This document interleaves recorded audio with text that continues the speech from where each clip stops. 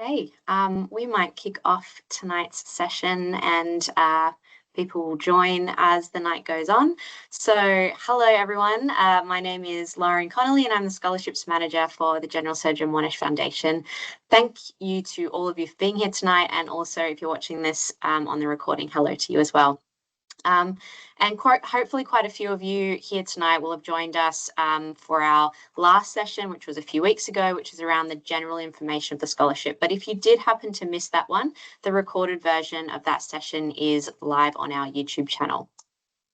So we will be recording tonight's session as well, and we will aim to post it on the YouTube page in the next couple of days, and we'll send an email around once that's been done. So I'll start tonight with an acknowledgement of country. The office of the General Sir John Monash Foundation sits on Wurundjeri country, which is also where I'm signing on from today for this webinar. And I acknowledge the traditional custodians of the land in which we're privileged to have our working base, and pay my respects to the Wurundjeri elders past, present and emerging. I'd also like to acknowledge and pay my respects to the traditional owners across this vast continent, which our scholars, supporters, board members and staff call home, and where we often meet as a national organisation. Tonight's agenda, and the webinar tonight is part 2 of our application webinar series, and we will focus on hearing from our scholars tonight, which I will introduce in a moment. And it's also a chance for you to have a live Q&A session with myself and a couple of the other staff, as well as our scholars. We'll do a brief recap at the start of the scholarship and the selection criteria, and you are welcome to post written questions throughout the session in the Q&A thread, but we'll also give the opportunity at the end of the session to use microphones and ask a question in the Q&A part of the session as well. So as I mentioned earlier, my name is Lauren. I'm the Scholarships Manager for the Foundation. I oversee and manage the application and selection process for our scholarships. With me again tonight is Dr. Karen McConalogue, our Executive Director of the John Monash Foundation Leadership Academy, and both of us will be monitoring the Q&A thread and respond to any questions throughout the session. And as I said, there'll be an opportunity to use a microphone at the end. We also have 4 scholars with us tonight from our 2026 cohort. We have Dana, Carmel, Nick and Tom, who all went through the application process last year, and they were awarded the scholarship at the end of that, and they will all be beginning their programs in a few months' time, which I'm sure they're very excited for, and we'll hear from them a little later in the session. So let's do a quick recap of our minimum eligibility requirements that you'll need to meet in order to apply. So you will need to be an Australian citizen to apply for the scholarship. You'll need to have already completed, or at least will complete by the end of this year, an undergraduate degree from an Australian university. And you'll also need to be planning to commence your postgraduate study at some point in 2027. A program that commences this year is not eligible for this upcoming round of scholarships. And just a quick recap of this year's selection timeline as well. So as of today, we are just over halfway through the application window for 2027 scholarships. Applications will close on the 30th of June at 5 p.m. AEST. First round interviews will be held over several weeks in September. The second round of interviews, called the national interviews, will be held in October in Sydney and Melbourne. And finally, scholarships will be awarded to successful candidates at the end of the year. So as our application portal is currently open, I'm assuming that most of you have at least registered for an account and opened an application to have a look at the questions and requirements. There are some pre-qualification questions that you'll have to answer in order to be eligible to apply, and those are just questions that relate to the minimum entry criteria we just went through. Once you've answered those, you'll be able to proceed to the application form. And on the screen, I put a list together of the main sections of that form. Some of these sections may require you to answer questions in the form of a personal statement, and other sections will require you to upload supporting documents like your CV or academic transcripts. And I wanted to give you some more targeted tips tonight when you're thinking about crafting application responses. So the first focus is the section called the postgraduate study proposal, and that asks about the program that you'd like to use the scholarship for and why you've chosen it. So one of the questions in this section asks, have you already applied to your proposed program? Just a reminder, it is not a requirement for you to have applied for the program already or have an offer, but this question does give you the chance to tell us more about your preparations for study. So if you have applied for your program already, you'll be asked at the status of that application. So maybe you've already had an offer, but you've decided to defer or not commence. Maybe you've applied before, but you were unsuccessful, but it taught you that you needed some prerequisite knowledge to apply again. If you haven't applied for your program before, you'll just be asked what research you've done about entry requirements, timings, or relevant admissions information. Maybe, an audition is required to apply. This is really your chance just to tell us what you've researched about the course, that you've checked that you have the prerequisite skills to apply. If you're applying for something like a mid-career MBA, that you've verified you have the required amount of work experience, or if you're applying for a PhD, maybe you've been reaching out to potential supervisors. The information in this question will vary depending on your chosen program, but it's just a way for you to demonstrate your preparations for this study that you're about to embark on. When you're explaining why you've chosen a particular university or program, be as specific as possible about what drew you to the institution. It can also be helpful to show that you've done your research by comparing the programs to similar options elsewhere. Briefly explaining why your chosen program stands out just demonstrates that your choice is deliberate and well considered. You should also address why you need to study overseas rather than in Australia, especially if there is maybe a similar program here. So, for example, you might want to talk about the value of accessing a global network and the opportunities that come from being immersed in an international academic environment.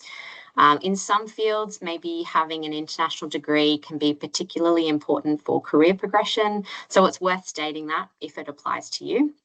Alternatively, the program you're pursuing might simply not be available in Australia or not offered at the same level or specialisation. So it's important that your application responses don't just focus on what this opportunity means for you, but also how it benefits Australia more broadly. So think beyond your own career progression and articulate the wider impact. For example, could your work contribute to job creation, policy reform, or building expertise in an emerging field? If your proposal is something like an MBA or a professional qualification, you should, of course, acknowledge how that's relevant to your own personal career, but you could also connect that to a bigger picture. For instance, how might your future work help grow Australia's economy or support innovation, create jobs, or attract international talent? Try to avoid being vague if you can.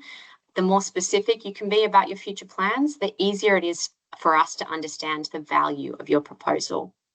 Clearly outline what you intend to do after your studies and the steps that are needed to get there.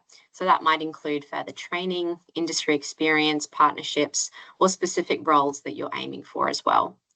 Strong applications clearly make the case that Australia needs leaders like you in your field and why your proposal will help you get there. Generally, your responses could be framed by the statement that Australia needs leaders like me because, and then explaining how your chosen study and career path will deliver on those outcomes. So in addition to answering the application questions, you'll need to provide some supporting documents as well. So that includes your resume, official transcripts for any completed study or any study that's currently in progress as well. You'll need to request letters of recommendation from 3 references who know you in either academic, professional, or personal capacities. And these letters will be provided directly to the foundation in a separate referee portal. A couple of things on your referees. The first is that I'd recommend you ask them to complete their part a few days before the final application deadline, like maybe the 26th of June. It just means that there's less of a chance of them causing you delays in submitting your application. And the second thing to note is that our application system sometimes has issues with sending emails to email addresses with certain firewalls. The defence industry is a good example of that. So that for that reason, I'd be using personal email addresses where possible, rather than a work email address, just so you know that your reference actually receives the email of what they need to do. So just please also monitor the completion rates in your application of your references so we can help you resolve any issues. And finally, you'll need to also provide a budget plan completed with our provided template. And that just demonstrates how you plan to manage your finances for the duration of your study. A really well-prepared budget can eventually become a tool for you when you're preparing to leave for your studies. So it's really good to put a bit of effort into completing it. So now we're going to hear from our 2026 scholars about their application tips. Dana, because you are up first on my screen, I might ask if you have any application tips after submitting your own application last year.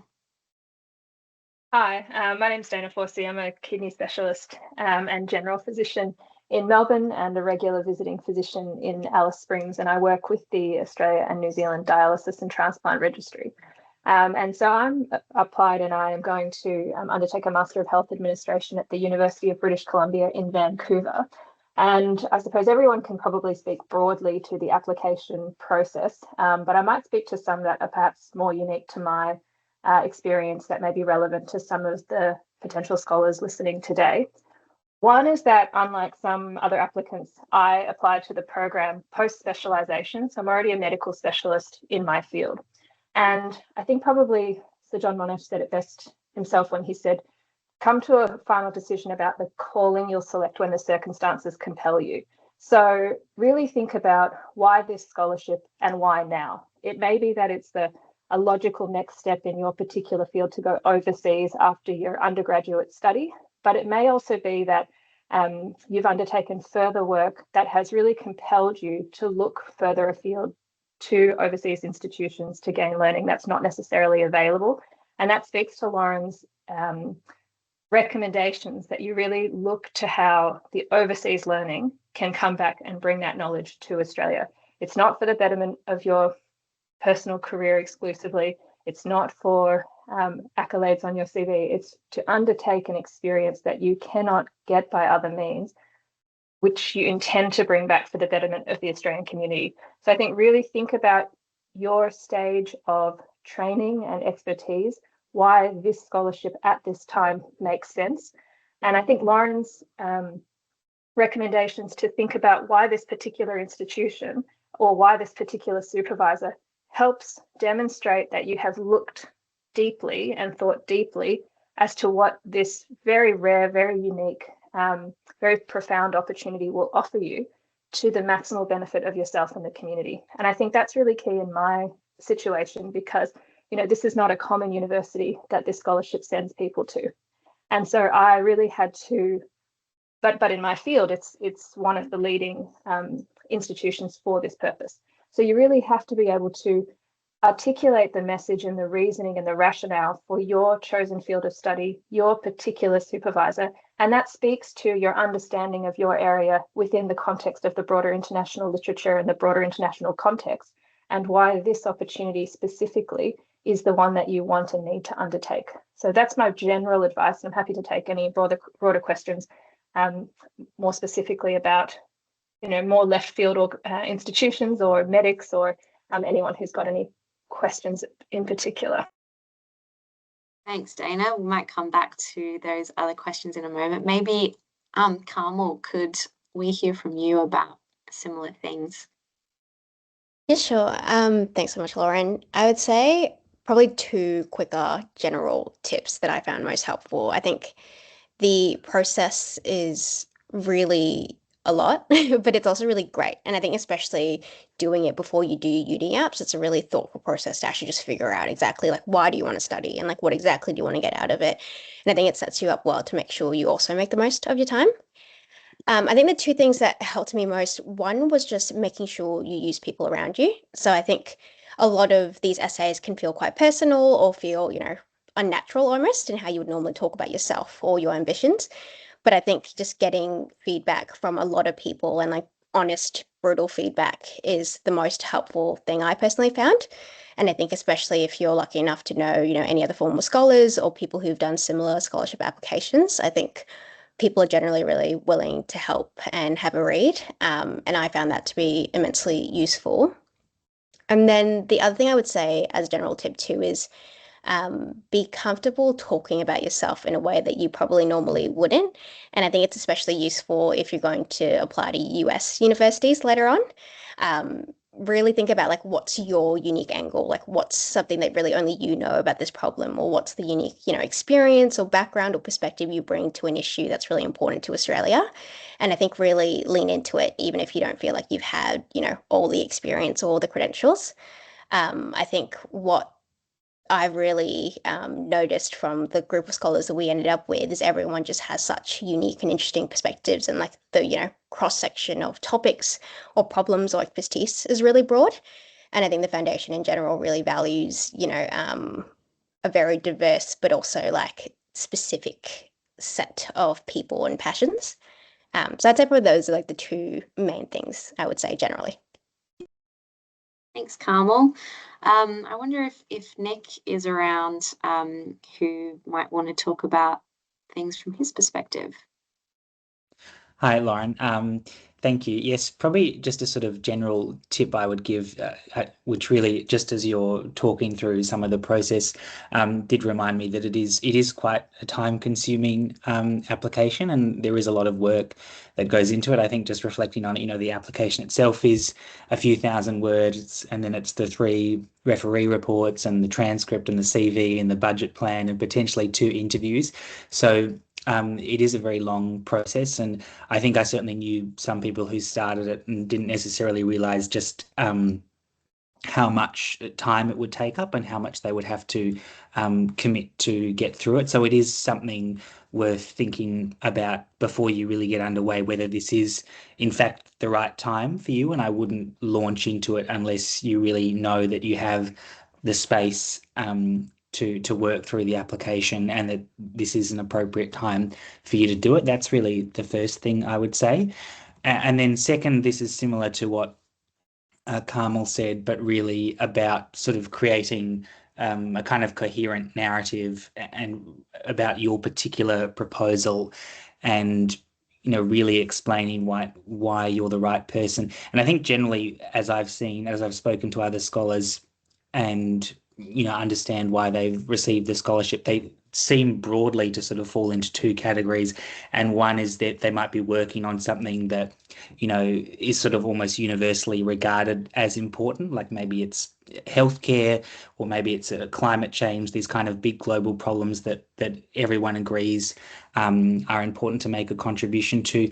Or it might be, alternatively, it's that they've got kind of a unique angle on something that maybe is being overlooked, and they've got a unique approach, and that's why they deserve the scholarship, because they're going to be able to highlight this underappreciated or underexamined issue. So really thinking through, try about how you can create kind of a coherent narrative for your particular proposal and how it maybe falls into one of those particular categories. How are you contributing to like a big global or national problem that everyone can understand is important, or how are you shining a light on something that is important but just hasn't gotten the attention it deserves? They're probably the sort of main 2 broad application tips I would give.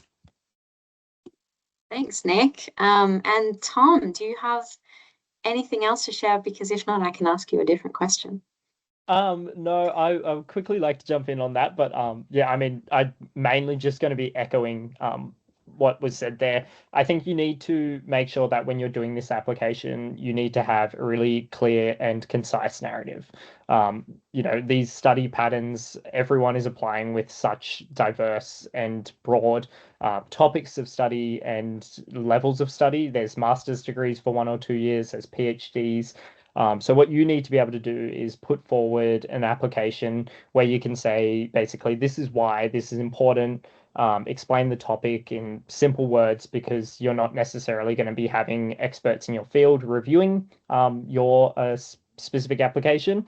And then you need to say why overseas is the best for that. For me, there are half a dozen researchers in Australia who do this, but there are like dozens of research groups over in the United States that are working on these topics. They're very linked with NASA, for example, and those are the kind of opportunities that you just can't get here in Australia. So be clear on those sort of things, proximity to conferences in Europe or the United States. You're not going to fly over to a dozen conferences overseas from Australia, for example, but if you're studying overseas, you have that opportunity.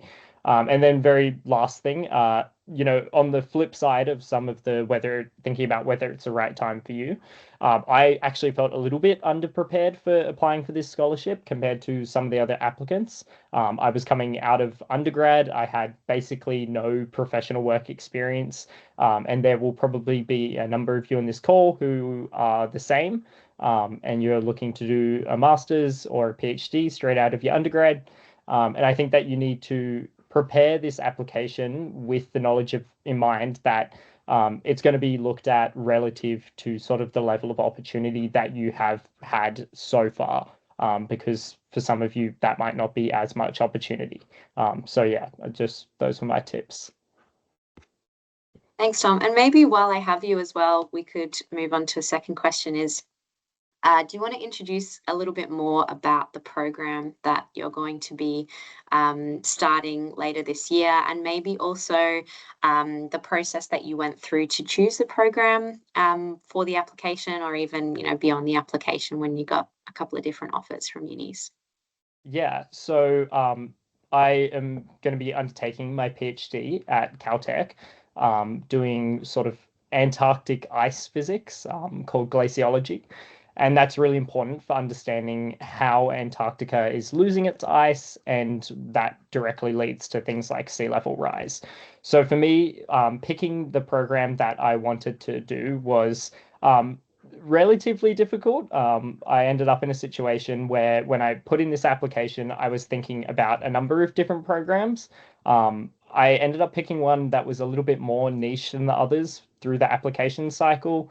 And I think that for a PhD, like I applied for, you really need to sort of sell the program in the sense of, like what I was saying before, this is what I can do in this PhD overseas. I can go to these conferences. I can be linked with NASA. This specific supervisor, I've been in contact with them before potentially.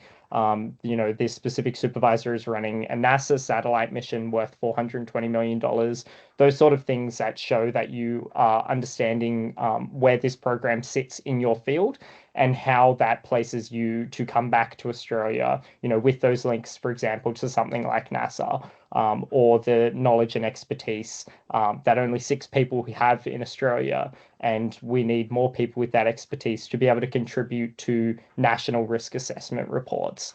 And then longer term, after the application, you might get a couple of different offers. And that can be a really difficult situation to manage as well. And I guess you just need to kind of consider what is the best offer at this point in time, not only for the research, but also where do you want to live? What can you make the most of your time? Can you make the most of your time overseas? And that sort of thing as well. Thanks, Tom. Maybe Nick, I might invite you back if you want to talk about a similar thing, what you're going to study and how you sort of came to the conclusion of the BCL at Oxford. Sure. So just by way of background, I studied law and politics philosophy and economics at ANU in Canberra. While I was doing that, I worked for the Trade Minister for a few years. And then subsequently, I worked as an associate at the High Court. And then I've been working since then as a lawyer in financial services regulation. I have a particular interest in issues around money laundering. And so the sort of proposal in my case is to research an area of money laundering referred to as trade-based money laundering, which is just the use of the international trade system to launder illicit finances. And the specific program in my case is a Master of Laws, the BCL at Oxford. And that was a fairly easy choice, really, that just stemmed from the fact that that is the institution that has some of the leading researchers and lecturers in this particular field. It's got a range of courses that are sort of tailored to my interests in this area, and I sort of listed those specifically in the application, those courses and those teachers, and also spoke about that in the interview.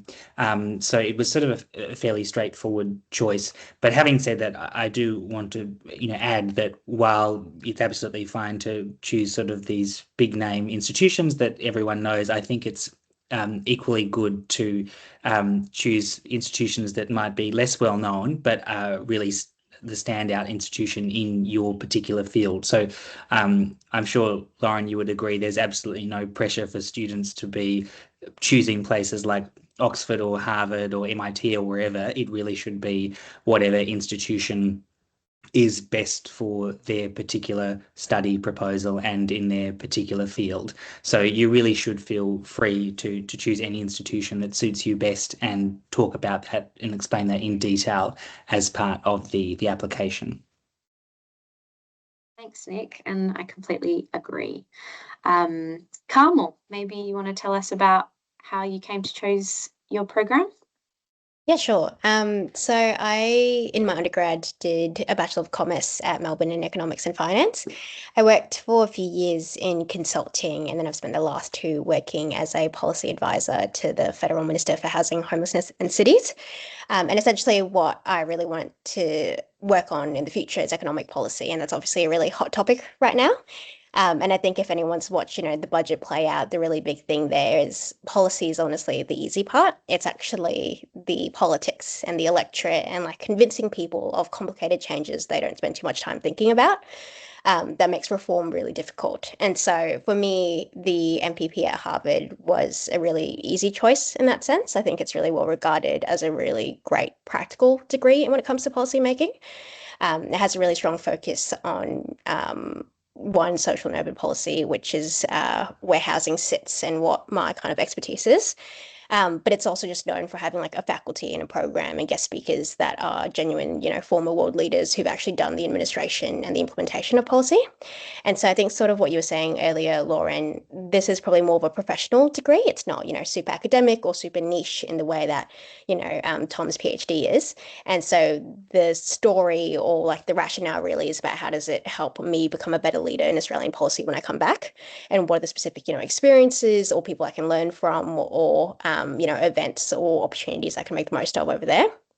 And then it was other little things too, like I wanted to do a 2-year degree, not a 1-year degree. And MPPs in the UK or 1 year pretty much. So for me, it was a pretty straightforward choice, and I've wanted to do it for a really long time. And it was more of a matter of deciding sort of now was the time to bite the bullet and apply.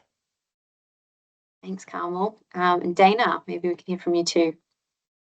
Yeah, for me, it was a case of seeing repeated names come up in literature in my area of interest, and really, cold call reaching out to these people and asking about opportunities to collaborate, and asking my local collaborators, if you had any choice of any organization or institution to further your interest in this area, where would you go? And as Nick and Carmel have said, sometimes it is really heavy hitting organizations that, we've all heard of, like Harvard or Oxford, but sometimes it may be more niche institutions. And that was one thing that struck me when I met the other scholars up in Canberra, is I learned through talking to them that there are fantastic heavy hitting organizations in areas of aerospace and robotic engineering that I'd not heard of, or that I've heard of but had no idea that was really an exemplary program. And so it's partly about the narrative and your ability to articulate why that particular organization is so unique, or offers a unique opportunity, or offers an opportunity that's particularly tailored to your skill set or the areas in which you want to excel. That really underscored my selection. And I just really want to echo what Nick said, that you shouldn't try to game the application by picking an organization that you feel like will be looked favorably upon, because one thing that struck me about the application procedure is how much the organization wants you to succeed. They want you to be able to frame and sell a clear and coherent narrative about what it is you want to pursue and the benefit of that program. And that's without discrimination as to the organization. provided you are able to navigate that process and explain why it is that that organisation offers such a significant benefit to you and the question that you want to pursue. Thanks, Dana. And maybe I'll just ask one final question of my own before we jump into at least one that's come through. Maybe just a quick whip around of talking about your references, who you chose and why, just because that's quite a popular question at this point in the process. And yeah, if anyone wants to contribute. Who's going to go first? Do you want me to jump in? Yeah. Yeah, okay. So in terms of the references, I don't think I thought about it very deeply. I guess I just mainly would say, get people who can talk about you in a professional sense, that leadership, citizenship, and excellence criteria. But also, I would highly recommend getting people that can talk about you in a personal sense quite well as well. Make comments about your personality, for example. That's the only time the foundation in the written application is going to get to hear about your personality from someone else's point of view. So I would highly recommend that for your references. Consider both sides. Yeah, I would echo that. In my case, I picked some professional referees and some organizational referees. And I think that I would echo what Tom said in terms of selecting referees who know you personally, who are able to represent the diversity of the questions that are being asked. So, your personality, your work ethic, your integrity, but also people who know the field in which you're intending to pursue, because they can also provide a little bit of insight as to why this organization or why this question or why this institution is a good choice. And they may also be able to comment on particular relationships that they have with those partner institutions or why this is such a unique opportunity. So I wouldn't select 3 referees whom are exactly the same, say all 3 of your clinical supervisors, to use a medical example, but 3 different people who are able to represent the breadth of what the organisation is seeking to find out about you and the breadth of the qualities that they're seeking to elucidate from your application and you as a person. Carmel and Nick, do you want to just, Carmel, thanks. With my referees, I chose 3 people. 2 were professionals. So the minister I work for, a former partner, my consulting firm, and then the dean of the faculty at uni. And I think the main advice I have, and I think it's very personality dependent, because I remember in this session last year, I think the advice was, it doesn't have to be someone crazy senior that doesn't know you super well, like choose people who know you. And I think that's definitely true. But the other thing I would also say is don't be afraid to ask people who you think might be too busy or too senior. Like I found actually that people are really willing to help and they're so excited for you to undertake something like this. And I remember personally, I had doubts being like, oh, I don't know if they'll have time, or like, I don't know if they know me well enough, or I don't know if they'll like, say as nice things as I want them to say. And that was just absolutely not the case. So I think, it doesn't have to be, the Prime Minister, but it also like, don't feel afraid to ask someone important that that you've worked with. And yeah, so in my case, I had one academic referee who was a professor who taught me and for whom I was just a research associate. And then I had 2 professional ones, the trade minister and then the High Court Justice for whom I worked. I think I would agree entirely with what Carmel said, that, if you shouldn't not be asking people in positions of seniority just because you think they wouldn't have time to complete the application, or because, you're not important enough. You should. I think seniority is important for the foundation because it is an important way that they can see that they should be investing in you, because people in these positions have recognized a particular skill or ability that you have. But having said that, at the same time, if you have a choice between choosing someone who's really senior but doesn't know you that well versus someone who's moderately senior but knows you extremely well, then you should be choosing the latter, because it is those sort of personal insights that are really important. And in particular, I think with the actual report that the referees fill out, I think there's a letter, but I think I can share this, Lauren. There's also like some survey questions they have to answer. I remember the referees sharing that, and they're actually sort of quite detailed, like can you rank this person on this, or can you describe how they are in this, and sort of it's quite specific. So it would be difficult for the referee to complete if they didn't know you quite well. So it is a balanced seniority versus how well they know you, but just bear that in mind, that the sort of letter and the questions they're asked are quite specific. So completely agree. Thanks, guys. We might jump to the first question that's come in online for all of you, which is from Ella. So how did you prepare for the interviews? Maybe there was something different you did for the first round compared to the second round. And what strategies or approach was most helpful to you during the interview phase? I'll speak to that. Before the interview, you'll find out some bios about the people whom will be on the panel. And I think we're often very used to representing our particular area of interest to others who work in the field. And that may or may not be the people that make up your interview panel. So do read that information. You may need to really contextualize your area if there's not experts in your field on the panel.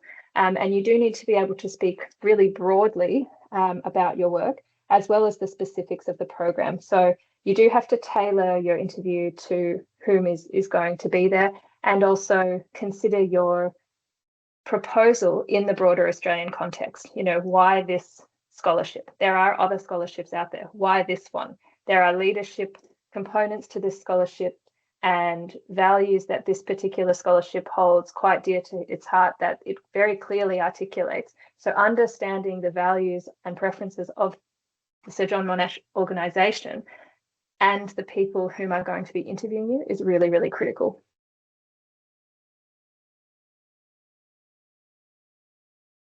Anyone else have any interview advice? Yeah, sure. I might. Oh, Tom, you want to go? No, good. I would say two things I did that were really helpful. One is, I think, practicing, obviously, with people, especially if you know people who've gone through similar processes, and getting a good sense of, what questions they ask. And I think just putting yourself, obviously, in like the pressure zone almost of like actually having to try and respond on the spot, like see what mannerisms, you tend to do. And have them just throw in, sort of tricky questions that you might not expect. So I found that really helpful. And the other thing too, which was a tip I got from another former scholar, was just like film yourself on photo booth, answering one or two questions. I think often you don't realize how you speak, and it's quite interesting to watch yourself speak. And I think, you don't have to do that heaps, but it's good to like notice little things that different people trip up on. Like I will often talk fast, so one thing I really tried to do was make sure I slowed down, or just have like the 2-3 things in your mind that will just make you come off better. In terms of my advice for the interview is to have fun. I think that it was like a really relaxed environment. You go in there, everyone is super friendly. I had never interviewed for anything before, except for like a Coles interview when I was 15. So it was like a completely new thing for me to be interviewed in this sort of context. And just genuinely, everyone who was on the panel just wanted to know, they were actually interested in what you were proposing and how that was going to benefit Australia, and a little bit about yourself. So kind of be across your application.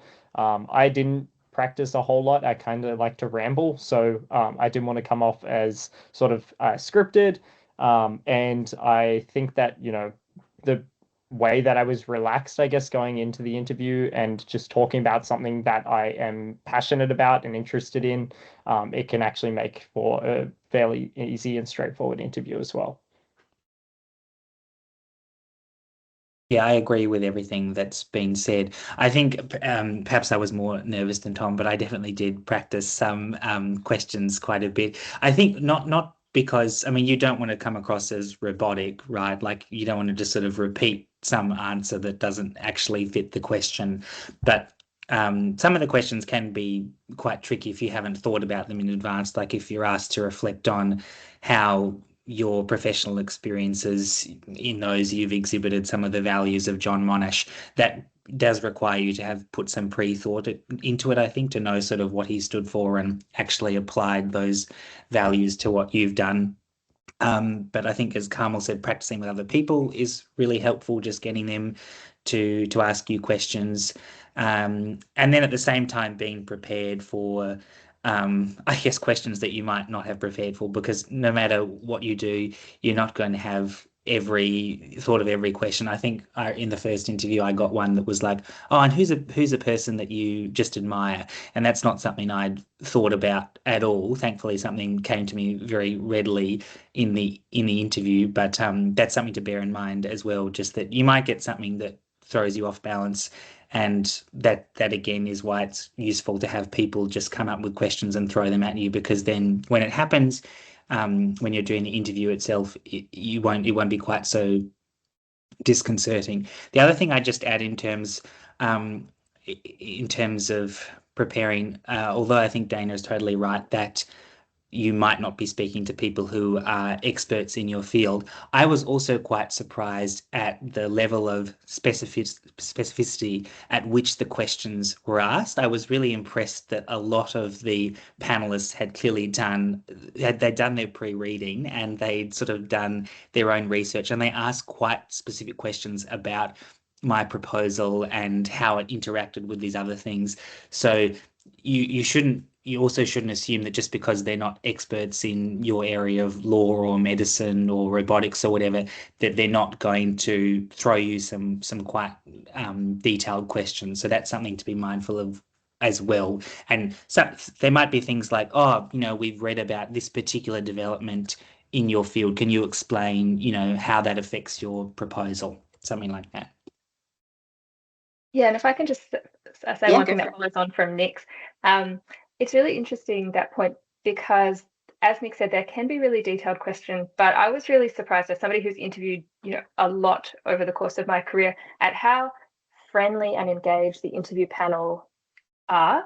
So the example that Nick's given of an interviewer who said, I've read about this, they are interested, but what really comes through in the interview is they are really wanting to give you a platform and the best opportunity to shine and to sell your message, and show your passion for this particular area. Those questions like, we've read about this, how does that relate to your work? They're not trying to rake you over the coals and pin you down. What they're trying to give you the opportunity to do is to demonstrate your widespread, very broad and very deep interest in this particular area, and your opportunity to articulate that and draw those connections and demonstrate your passion. So, before and during the interview, remind yourself, these people are not here to make me miserable in this moment. They're here to really have a conversation about shared passions and opportunities that this offers. So when you're writing the application and while you're interviewing, bring your passion to that process. Thanks, guys. And just for the benefit of the wider meeting, I have now changed the settings so that if you would like to turn on your camera or you would like to unmute and ask a question, you should be able to do so. Maybe just raise your hand first so we can manage if there's more than one person. But if I can just now ask another question from Georgia, again on referees. Is there anything that you remember doing in terms of preparing someone when you asked them to be your referee, talking about the scholarship and maybe what you thought they should say about you in the letter?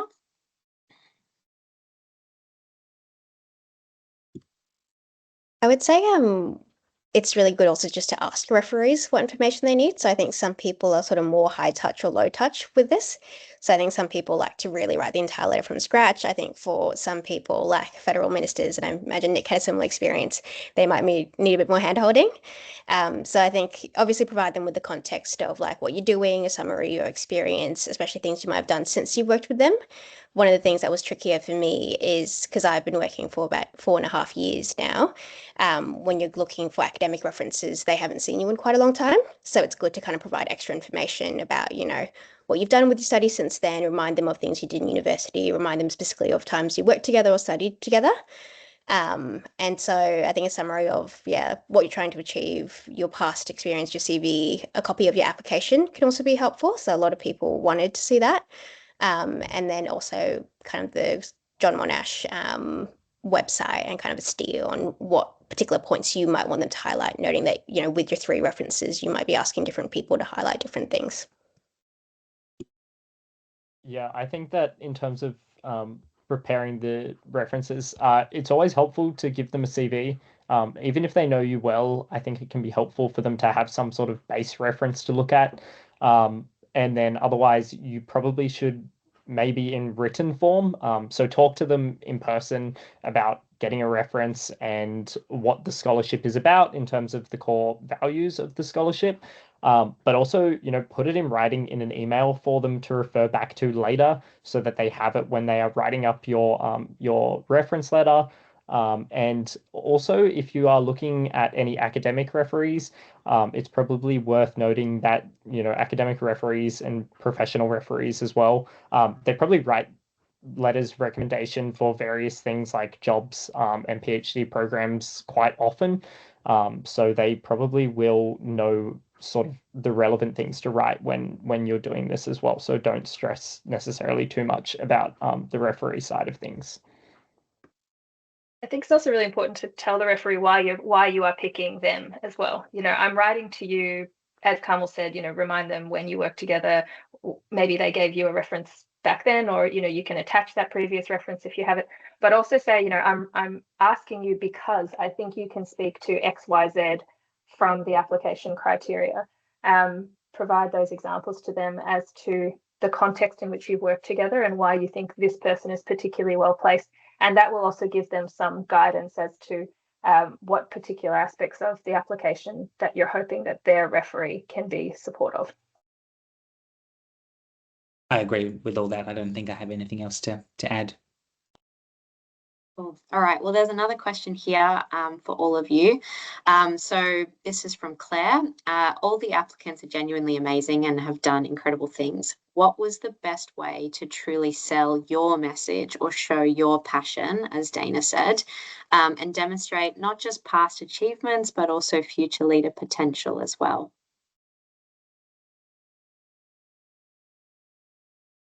I'm happy to jump in on that one. I think that is probably the passion, for me at least personally. If you come from sort of a more niche topic, it's a lot like it's really easy to sort of separate and distinguish yourself. I don't think anyone else had applied talking about how icebergs are melting. So obviously that's pretty easy to set aside on itself. But I think that you need to really demonstrate sort of the passion that you've had for this field in, say, the past few years. And then sort of, I would say that to try and stand out, maybe you need to focus on how you're going to link what you've done so far with how you can practically like build a pipeline of how this study practically leads to benefit to not only your career, but like Australia more broadly in the context of the scholarship. So I would say, really focus on giving that pipeline of step A to step B to step C, short and long-term goals postgraduate study to really, emphasize why it's important that you go study what you want to study. Yeah, I think I second what Tom says. And I think one thing that's very unique about this scholarship program is it's not just a means of obtaining a higher degree. There is an entire support structure, mentorship program, leadership program that surrounds this scholarship at the time of onboarding and in an ongoing capacity. So viewing this opportunity as a key component of your trajectory of contribution to Australian society is really important. As Tom said, articulating, why this university, why this question, why now, and what that means for the future is really important.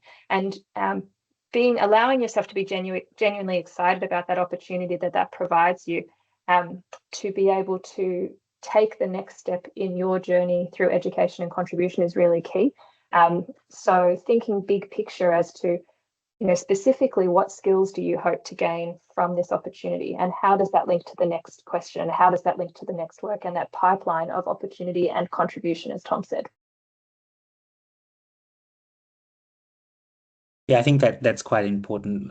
What Dana said is that, it's not just about the postgraduate experience itself. It's also about being a part of the sort of John Monash Scholar community.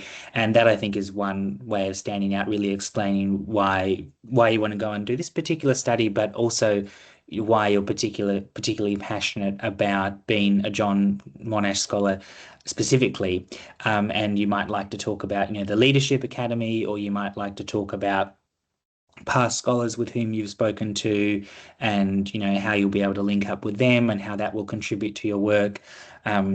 Or in my case as well, just recently I had the odd experience of going to France with the Department of Veterans Affairs to speak at the Anzac Day service in Villers-Bretonneux, because of the connection that the John Monash Foundation has with the Department of Veterans Affairs, and sending over a scholar or two each year to do that. So there are all these kinds of opportunities and doors that open up through being part of the John Monash community that you really don't get with other scholarships, because of its sort of unique Australia-based nature and all the connections it has with government and industry. So that's another thing you can talk about at length in the application, is really why you want to be a John Monash scholar in particular, and what that you think that will give to you, but also what you can offer to that community. Yeah, and I think the other thing I would add is I thought about that question in sort of three ways. I think first is sort of the problem you're trying to solve and why is it so important. So there's obviously not enough scholarships to cover every single issue that's important to Australian society. So why, like, what's your case essentially for why, in my case, like housing is so important and topical and also urgent. I think the second thing then is credibility on that problem. So having past experience or like demonstrated interest, if it's volunteering or community service in that area, is really important. And I think it's doubly important if you're applying for a professional generalist degree. A lot of people apply to MPPs or MBAs. And so it's really like, how are you going to use that specifically to benefit that problem that you've mentioned? And do you have a track record already of working in that space that kind of can make you more believable and credible? And then I think the other thing, which is what Dana and Nick were touching on, is leadership is a really big part of the interview. Like a lot of the questions I recall being about, leadership qualities, leaders you admire. And so that's a really strong focus of them, of the interviewers and of the panel, beyond just what you're studying and what you're going to do about that from a career perspective. I think they really want to know like what you are like as a leader and like what values you hold and how you generally carry yourself. And so I think having a long think about that is also really important. Yep. Okay, this is a good question, I think. It comes from Janine. How did each of you respond to I think there's one question in the application form, but you might have got asked again at an interview about how you would benefit from and contribute to the John Monash Scholar community, if you remember that. Or maybe you have a different perspective now that you're in the community. I'm happy to kick off. I think what I said was, in part, I'm lucky to have already benefited. So I've come across, I think, 2 scholars just through other former jobs where they were my managers or colleagues. And I think that's really what drew me to the foundation. And it's really funny whenever I, found out that another person was a scholar, it always just absolutely clicked, because I was like, oh, of course they are. Because, working with them, they just had great leadership qualities and were really switched on and very ambitious and helpful. And so I think that's a really big part of it, of just the network is great. I think you get to spend really good quality time too with your scholars once you get to know them. And I remember that week in Canberra, it was like one of the first times in ages where you're just having dinner conversations night after night with people in completely different fields who are so interesting and so smart, but who work in, completely different topics than you do. And you just learn a lot from that you don't normally get in your day-to-day professional life. And then I think in terms of contribution, part of that's giving back to, the community, part of it's giving back to the foundation itself. And then I think also what you want to do is just, if you are passionate about these issues and you want to solve them and you want to make a big policy contribution to Australia in these issues, that in turn helps the foundation lift its profile and its ability to fundraise and ability to, deliver these scholarships. And so it's really about not just the people that are in the community, but also like the profile and level of impact the foundation itself is able to get, hopefully, over the long term. I think that's right. And also, as Carmel said, often the problem on which you might be working or in which you're interested is probably going to be to some extent interdisciplinary in nature. And so, if you can identify other scholars who've worked in sort of similar fields and explain how being a part of the community will mean that you're able to link up with these scholars and sort of how the synergy of your sort of joint knowledge and collaboration will produce better outcomes in your particular area, that's a really useful thing to be able to say. And if possible, to go into detail about maybe particular scholars. That was, I think, a question that was asked in one of the interviews as well. Are there any scholars with whom you've connected with previously? And then in terms of making a contribution to the community itself, that'll probably vary depending on each particular applicant, but I guess a lot of it comes down to explaining why maybe your experience is unique to some extent. Or I think in my case, I might have talked about how I would be able to bring in sort of having joint professional experiences working in sort of the judiciary, but then also in the parliament, and sort of that joint knowledge of law and policy making, which is going to be relevant to a lot of people, because no matter what area they're working in, they're going to want to translate that scientific research or healthcare research or whatever into some kind of legal or policy change. So hopefully that's something I might be able to help them talk through. But obviously the answer is going to be different for each person who's applying. Yeah, I would say think about collaborations, for example. Yeah, I mean, I'm a scientist. I have absolutely no idea about policy, for example. But climate change, glaciers melting, sea level rise, that needs to be translated into policy at some level. And the foundation opens up natural opportunities for collaboration with that. And I would say that you can also think about collaboration as not only a benefit for yourself, but also in terms of giving back to the foundation, about raising that profile of the foundation and getting involved in initiatives with other scholars who are doing cool and amazing things. Yeah, that definitely benefits the foundation's reputation. And I think also thinking about the context in which you've come and the context in which you work and connect is really important as well, not just with current scholars, but also thinking about future scholars. And already through, working in Alice Springs, I've had people approach me, trainees or people from other fields who are interested in the foundation, and you provide a rare opportunity perhaps for them to talk to somebody who is a scholar. And that openness and willingness to, come to events like this or take meetings with people who want to find out more about the application process and the application procedure, and promote the scholarship and the foundation to organizations and settings who maybe haven't had scholars before, but certainly have admirable and capable people whom would be excellent future scholars, and making a commitment to do that on an ongoing basis is a really important way to be able to give back to the foundation. And you see, we've probably all been beneficiaries of talking to former scholars, and there is this real network of willingness to give back and contribute to the opportunities for future scholars as well. So I think demonstrating that openness and commitment is really important. Thank you. Maybe Karen, can I ask you to come online as well to answer a question? There's one here, again from Janine. If you're overseas, will you be required to attend the ceremony in Canberra if awarded a scholarship? And if so, is the flight covered? Is Karen still around? Yep, I'm here. Yeah, I did type some little note just to Janine in the chat, but I think it's worth mentioning the program that run in Canberra. It's more than just the presentation ceremony. We're up there for a couple of days. We take the cohort up. A lot of our supporters that fund these scholarships come into town. There is the big, very spectacular, amazing presentation ceremony at Government House, and then a celebratory dinner afterwards. But over the course of the days we're up there, across 2 days, we run what we call Foundations of Leadership 1. It is the beginning of your Leadership Academy experience if you are a scholar. And we do things like we talk about John Monash's leadership. We go to the War Memorial. There's a lot more to it than just the presentation ceremony. So while we recognise that some people may not be able to come, I could not recommend it more highly. We really think that to get the most out of it, you should come. If nothing, for nothing, no other reason is to bond with a cohort. We find the John Monash Scholar community is a tight-knit community across the 20-odd years that we've had scholars. And scholars are particularly bonded into their own year cohort. And this is one of the few opportunities that you will get to be together with all of them in one place at one time. So I could not recommend it more highly enough. We do cover a large amount of the costs for that program in Canberra, including flights and accommodation. But if you're coming in from overseas, we're sort of going to pay a contribution of your flight. It probably won't cover the full cost. Just so you know that, but we pay for a lot of other things on the ground, meals, the programs, accommodation.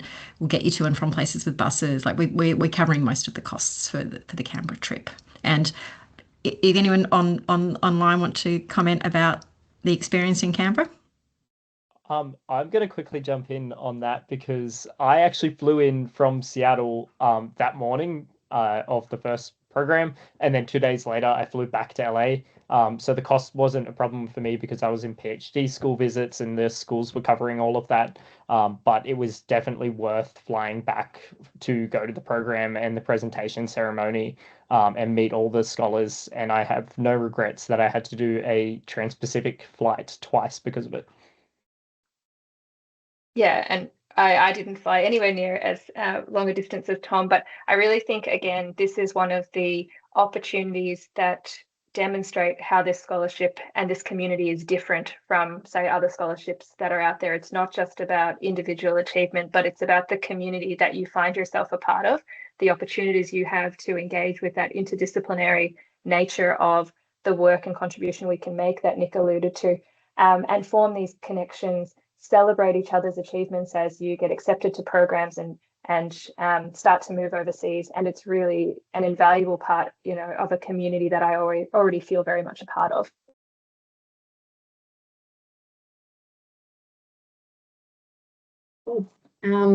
There's just a couple more, but I could stay a little bit longer if anyone wanted to come off mute and ask a question. Maybe, Karen, I could ask this one of you from Kate. I'm curious about how dependents and partners factor into the award of an expenditure of funds, particularly living costs like rent and groceries. Yeah, absolutely. And because we don't have an age cut off for our scholarship, we have many of our scholars that actually do take at least a partner, if not a partner and kids on this global experience with them, which has been, for some people, they've said it's just the most amazing time to have together as a family. But when you do your budget application, you need to factor all of that in. And think about things like, for example, if you're taking a partner with you, which country are you going to? Are they able to get a work visa and work there? So they may be able to have some supplementary income support that's coming in, but certain countries may not allow them to work. So these are things you really do need to think through carefully when you're doing the budget. Make sure you actually do a bit of research on who you're taking with you and what you can access there as an international student, because you will be international students unless you have citizenship of one of these countries that you're looking to go to. So, yeah, just think it through carefully, put it all together, your rent, your groceries, all those living costs into the budget to see how you make that work. Now, while we always sort of say to people, a lot of people think $100,000 a year is a lot of money. And it is a lot of money, but it doesn't go far in some institutions and in some cities around the world. So really think carefully about that. Many of our scholars will also hold auxiliary scholarships or be using savings, or as I mentioned, maybe their partner is able to work while they're studying to bring in supplemental income. Some people have taken student loans. There's all sorts of ways that people have made this work in their own personal circumstances.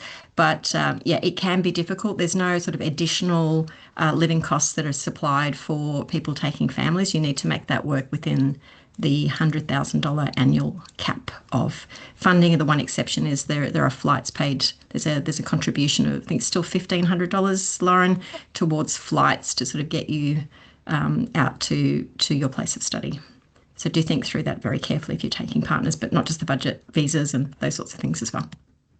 So the value of the scholarship is only ever tied to the duration of your program. It doesn't vary depending on if you're bringing anyone with you for the time that you're studying. Anna, I've got a question from you. Yes, thank you so much for your valuable insights thus far. So my question is about national interviews. So would the scholars be able to speak to the structure of that interview if that differed to the state interview? I've also heard some talk about a presentation you had to do, and also what you thought was a strength in that interview. Anyone want to jump in? I'm happy to jump in. Mm-hmm. Yeah, the national interview was a little bit different. You had to do a presentation. It was, I think, 7 minutes. Although, yeah, 7 minutes. Up to And 7. yeah, it's a really good way to sort of bring your application to life. That's something that I did practice for. I practiced that one over and over again. And I would say that try to really, draw out what makes your application special, what your study is about, and visually show that to your panel. For me, for example, I live in a community where there's coastal erosion going on pretty badly, just 5 minutes down the road. So I showed that picture, and then I showed a graph of really bad sea level projections for the next 100 years. And that kind of tied it in personally for why this kind of study is important to me. So I would say use that opportunity to, show that passion and that purpose that you have. And then in terms of the actual interview, I don't actually remember that being very different to my state panel, other than just sort of different questions. And yeah, I don't know if anyone else wants to jump in. Similar to Tom, I used the presentation time to provide the background information about my question of interest and some supplementary information about why this particular institution was so important to answering my particular question, so that the interview, and I'm not sure if this is by design or because a lot of that background information is covered or was covered, the interview felt maybe slightly more values and future based than perhaps the primary interview, in which we talked a little bit more about the program. But because you have the opportunity to spend that 7 minutes kind of hashing out the program details, that meant that a lot of that background knowledge, you didn't have to do the groundwork to articulate that in a Q&A format, but you were actually able to provide a coherent narrative about that on your own terms, and then pivot and shift to how that aligns with your values and future career and trajectory and area of inquiry. Yeah. I would say I Yeah. probably did my presentation, oh sorry, Nick, a tad bit differently, partly because I think housing is a very intuitive issue and it's something that a lot of people just naturally have more background on. So mine was basically like a 7-minute monologue that I just spoke to the panel about. Similar to Nick, I think the panels are both really similar in terms of structure and broadly what type of questions. It's like 5, 6 people basically staring at you, but they're generally very friendly. I think I just found the national panel a bit harder. I think their questions were a bit more pointed, and I think they were just a bit tougher, but that could have also just been the personalities on the 2 different days. I found the Melbourne panel stay around really lovely.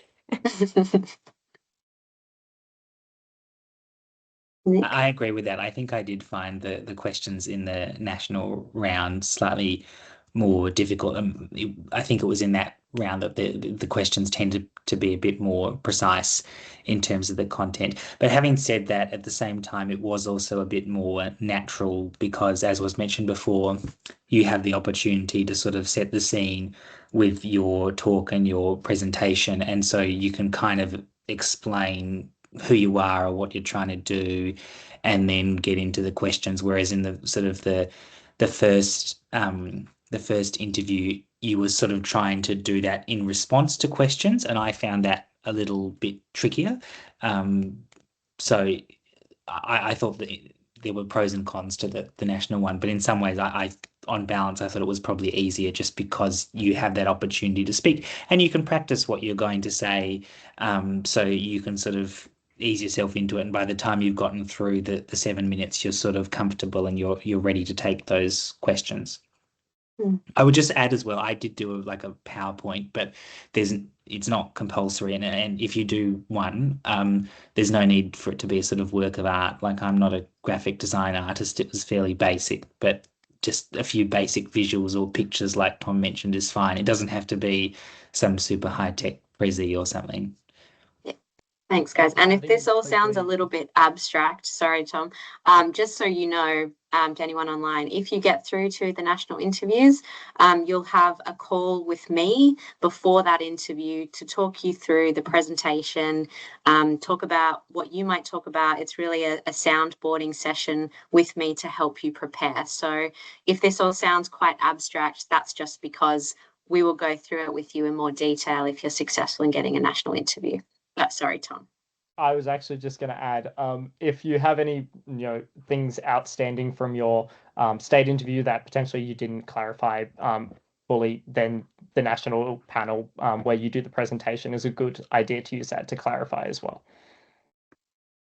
It's sort of how I frame it is those 5 to 7 minutes. It's the start of the interview. So it's really your opportunity to control exactly what you'd like to tell the panel. You can't control what they'll ask you, and maybe they don't ask you the perfect, fantastic question that lets you tell your story. So that 5 to 7 minutes is yours to use as you please. Although one thing to bear, sorry, Lauren, I was just going to Yes. add, if my memory stands me right, that the second panel doesn't have the notes or anything from the first panel or details. So you sort of assume that the second panel, they haven't heard what you've said in response to the first panels and questions and so forth. Yeah, correct. So they will have read your written application at both stages, but the interview panels don't share with one another. If that makes sense.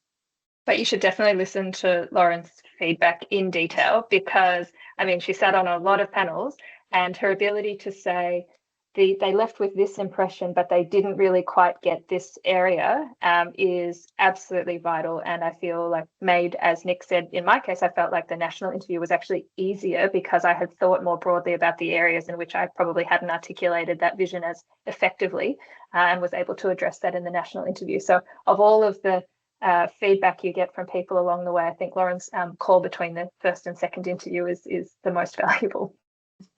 Thanks, Dana. Okay, Adam, you've got your hand up. Hi. I noted that obviously there's the state and national rounds. Is there a quota or quantity expectation across the states, or is it just for logistic arrangements? Just for logistic arrangements. So in the first round, we do travel around the country, and we're not saying there's only 20 interview spots in Melbourne, so we're only taking 20 Victorians. There's no quotas that determine our selection. If there's an interview spot in a city near you, you'll just be assigned there. If we have spillover, then we might fly you somewhere else or give you a video link. So there's sort of no quotas that are impacting our selection. We really just want the best candidates to come through at every stage of selection. Cool, thanks. You might have seen as well at the national interviews, we hold those in Sydney and Melbourne. So if you are not located in those cities, then we will bring you in to those cities to interview. And if it's too hard for you to travel, then we will also provide an online opportunity for interview. So it's not that there's any bias to Melbourne or Sydney. We both know which one's better. Okay, so we're a little bit over time. Unless anybody has any questions, they can raise their hand now. But otherwise, maybe we will start to wrap up. So thank you so much for attending tonight. And if I could just leave you with a couple of reminders. So be mindful that the deadline for applications is fast approaching on the 30th of June. And do try to avoid having to do anything last minute just because you might risk things happening as they always do at the last hour and missing the deadline. The recording of this webinar will be uploaded to YouTube in the coming days, and you'll also be able to access all of our past webinars on there as well. If you didn't get to ask a question tonight, or if you have other questions, or if you need application help or your reference needs application help, you can always email us with that email address on the screen as well. So if that is it, best of luck with all of your applications and have a great rest of your night tonight. Thanks all. Thanks, Lauren.